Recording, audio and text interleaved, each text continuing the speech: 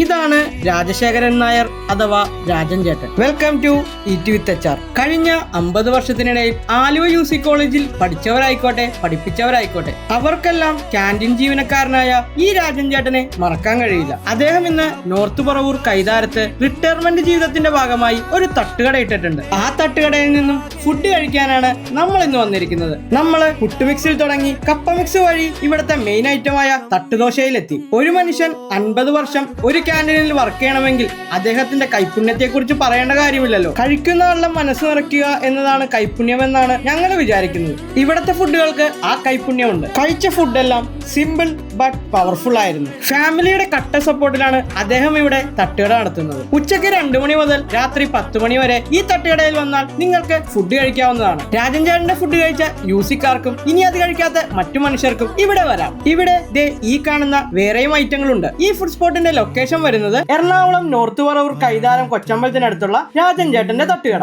അപ്പോ അടുത്ത വീഡിയോയിൽ കാണും വരെ ബൈ.